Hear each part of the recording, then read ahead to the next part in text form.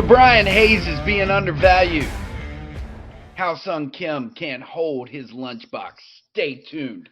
Let's get right into it. I hope you're staying tuned. Did you stay tuned? Welcome in. Let's get right into a third base preview. I know, right? If you go around the diamond, you go catcher, first base, second base, shortstop. I skip shortstop, skip the catcher. Again, it's my stuff, so I'm gonna do it how I want to. But I'm going to go ahead and break down third base for you guys out there in the viewing audience. Let's get into it. This is probably one of, if not my favorite positions to break down. Probably not, because I'll probably say that about shortstop, so you can't trust me. But there's some stack names from 9 on up. And for those of you out there that may or may not be following along at home, even though I haven't said it, I have been reviewing Arenado Pros. Did you guys understand that? Again, I don't want to be sued, but I'm going to HannahyPros.com when looking at my rankings. And let me tell you, when I scroll down to number 10 and then 8 spots lower is Brian Hayes than the number 10 spot, and the names that are above him, he's being undervalued. And you guys need to be paying attention to the fact that his value might be worth more than what these guys are talking about. I'm just saying. And it might go against a little bit about what I've actually said when it comes to team and the team they play on. But I don't know. This one might be a little bit different. Let's get into it. Jose Ramirez is coming in at number 1.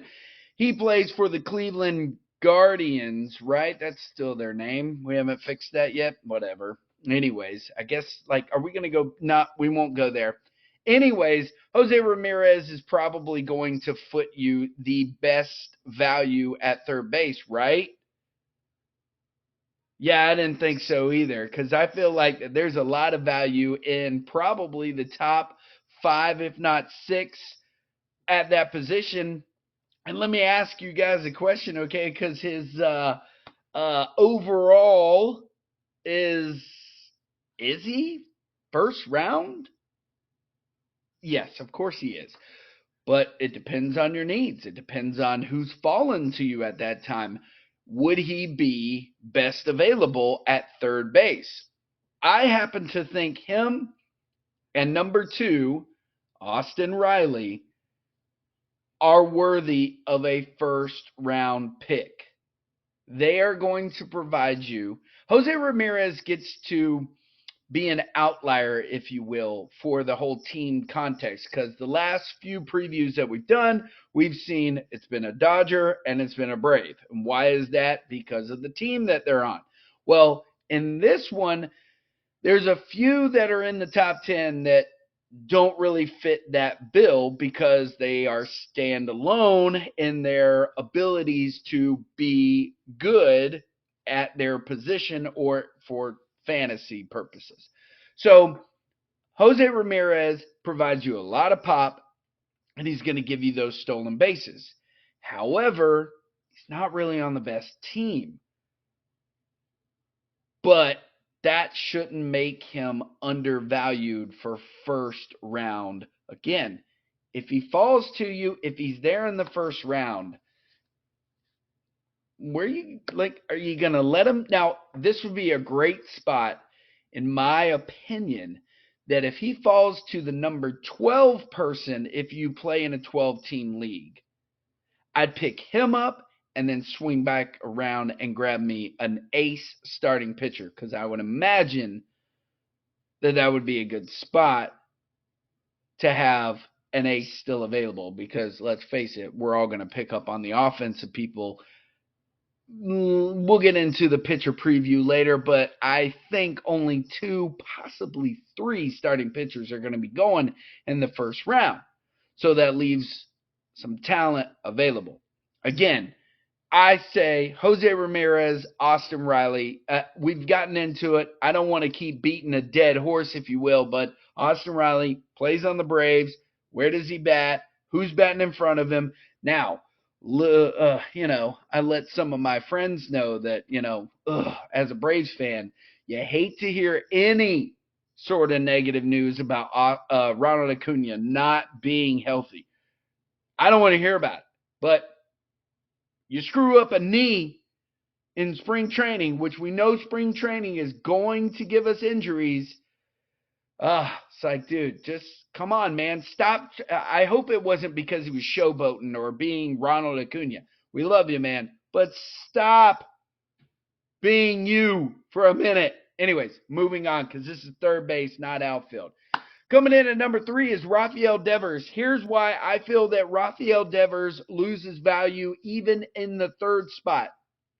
But my problem is I don't really know who's going to find themselves in that round 2 or turning around on the third round to maybe pick up Rafael Devers.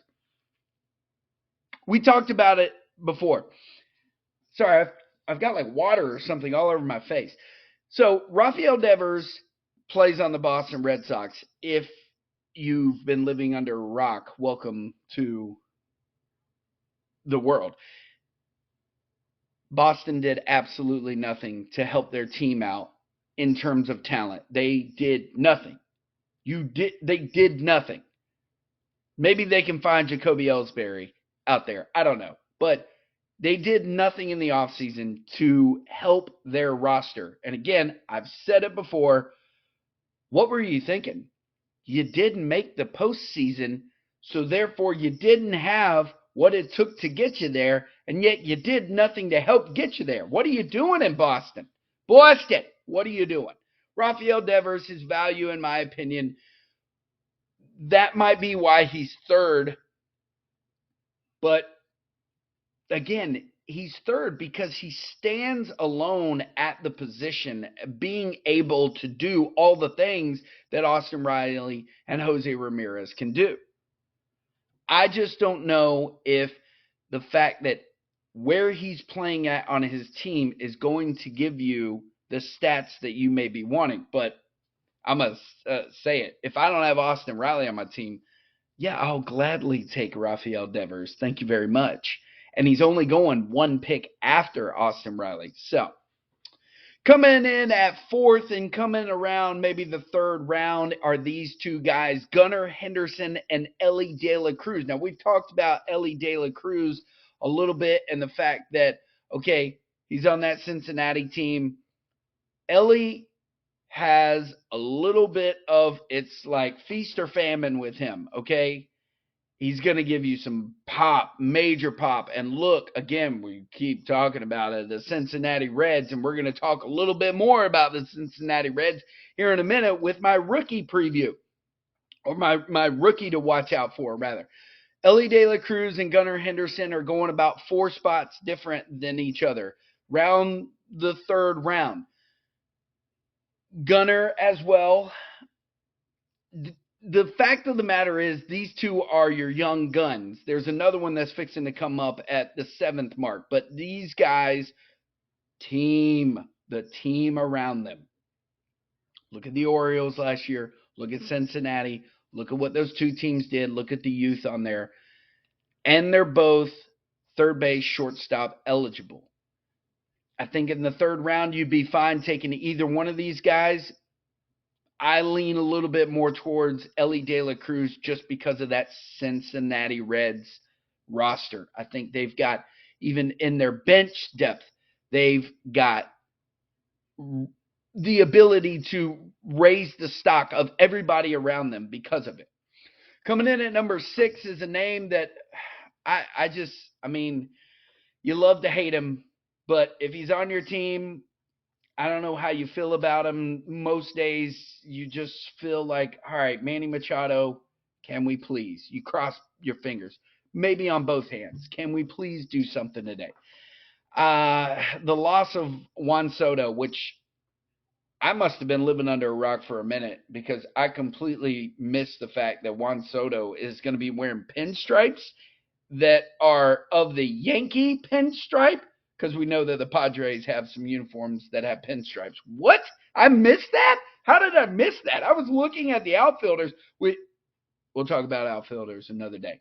Manny Machado, again, what are we doing here with you, Manny? And not to mention, he said last season that he was dealing with a injury, and he's probably going to come in at just the DH. Maybe that's good. I don't really care about his defense because he's not really a good defender. But, Manny, Padres. We're going to talk about the one player that I am just downgrading as much as possible on his team. I don't know what Manny's going to provide you in terms of overall. Coming in at number 6, that's around the 4th round. I got to say, if you don't get him, you're not really, in my opinion, missing out if, like, in round 4, you don't get him. However, the other third baseman that I'm fixing to mention in round 4 that's literally going one pick after him, or ranked one less than, is Royce Lewis. Did Royce Lewis really show Major League Baseball last year what he could do and that he deserves to be ranked above names like Nolan Arenado, Alex Bregman? Really? Really? Royce Lewis. Wasn't he injured? And he can't. I don't know. But to be ranked right up there with Manny Machado, I don't know. Did you really prove enough to us, Royce? At number 7? Coming in at number 8 and number 9, I just mentioned them. Alex Bregman and Nolan Arenado. Alex, he's always the little engine that could. And I don't mean to be picking on his size because we're probably about the same height. And again, y'all heard my second base preview. I love me some short people. Jose Altuve and Matt McClain, baby, all day. Alex Bregman at third base. It's another one of those that you're just like you want to say, yeah, I got Alex Bregman on my team. I don't know. He starts off slow. Again, little engine that could, gets up that mountain and then and there you go. So I don't know. I don't mind Alex Bregman on my team, but I'm not sure that you're building around Alex Bregman. He's obviously not first round. He's 6, maybe 7 round. If you're searching for a third baseman and Alex Bregman is all that's there, go ahead and snatch him up. But in my opinion, if you're searching for a third baseman and Alex Bregman and Nolan Arenado are there, why not grab Nolan? The Cardinals have a little bit of a better roster, in my opinion, with Lars Nootbaar being there, with Nolan Gorman, Paul Goldschmidt. Again, don't get me wrong, the Houston Astros made the playoffs last season, and where were the Cardinals? Not in the playoffs. I just feel like that roster is kind of aging out a little bit. I don't know. And here we go, coming in at number 10. This is why I am saying what I said. Now, again, I won't really mention him other than what I'm going to say about him and who I feel like he's being undervalued to. Ha-Seong Kim of the Padres is coming in at number 10. What? No. When you look at this guy, Ke'Bryan Hayes, okay, last season, they both had around the same at-bats. And again, I'll give you Kim and I'll give you Hayes, 522 to 531. These are the runs, 73 to 71. These are their hits. Ke'Bryan had more, 133 to 144. Doubles, Ke'Bryan had more, 25 to 31. Triples, Ke'Bryan had more, 1 to 6. Home runs, Ke'Bryan had more, 15 to 18. RBIs, Ke'Bryan, is everybody following along in class? Ke'Bryan had more, 62 to 65. Here's where the stolen bases came into play, where Ha-Seong Kim had more, 25 to 13. Strikeouts, they were basically the same player with this one, 120 to 119, and their plate discipline might have been a little bit, well, I'm sorry, my bad. I misread those right. Ke'Bryan Hayes got walked less, 41 to 64. Their batting average, 256 to 271. The slug percentage, 392 to 452. Hello. Now, here's where you're going to probably say to yourself, okay, but who's on the Pittsburgh Pirates? I get it. But who's now on the Padres? Juan Soto's gone. Manny Machado is broken coming into the season. First couple of weeks is, Kim going to be able to help you at that third base position? Okay, Kim's got me on one thing. Second base, third base, shortstop. He's got some depth. Y'all know I like me some depth. Go deeper, baby. Wait, what? But being undervalued is Ke'Bryan Hayes. That's what I'm getting into with this one. Ke'Bryan Hayes coming in based off of their rankings that I'm looking at, number 18. Now, here are some names that I want to throw out there to you that are not in the top 10. And I want you to say, okay, yeah, maybe Casey's onto something. Again, with the undervaluing. Max Muncy of the Dodgers. We all know what Max Muncy is, but he's not really been that consistent.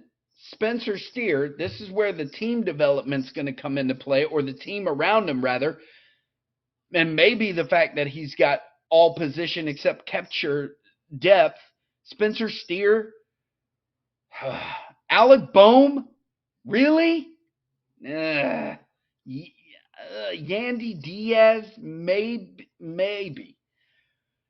But, again, my bigger point that I was trying to make is Ha-Seong Kim at number 10 can take a back seat. No, sir. I'm not drafting you if third base is needed and Ha-Seong Kim and Ke'Bryan Hayes are sitting right there right next to each other, I'm taking Ke'Bryan Hayes all day.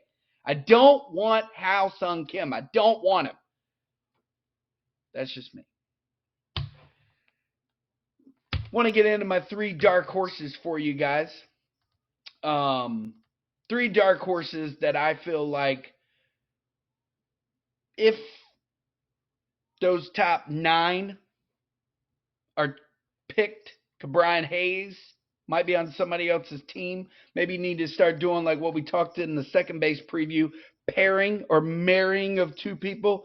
These are my dark horses. And this one, first one that I wanted to talk about, Junior Caminero of the Tampa Bay Rays. He's coming in as a rookie. This is not my rookie preview. This is not my rookie for the third baseman to watch. I feel like that Tampa always gives us a nice little nugget of a player that helps our fantasy teams out every year. This guy's coming in at third base and shortstop. Might be somebody that you look into maybe possibly pairing because he's got that depth with somebody like maybe a Nolan Arenado. That'd be nice. I'm not exactly sure on what he does actually provide, but he's coming in as the number 1 ranked third baseman prospect rookie to watch. And he's one of my dark horses. Jorge Polanco is my other one in Seattle. I like and have always liked Jorge Polanco. He's always been a quiet, nice little fantasy guy to have on your team. He's not always been the healthiest, but going into Seattle with Julio, yeah, you're talking dirty to me, and I kind of like it. Jorge Polanco's always got a little pop. He's got some speed, and he's got depth, second base, shortstop. Might be something to watch there with Jorge. Next is Brett Beatty. So he underwhelmed us last year, but going into the Mets, having a little bit of that stuff out of his way, those rookie season jitters, he's now coming up. Francisco Lindor, what's he going to look like? We talked about the first baseman, Pete Alonso. I like Brett Beatty at this position, and you really, when you think about the fact that like he is not going till like being picked up like average draft pick of like 300.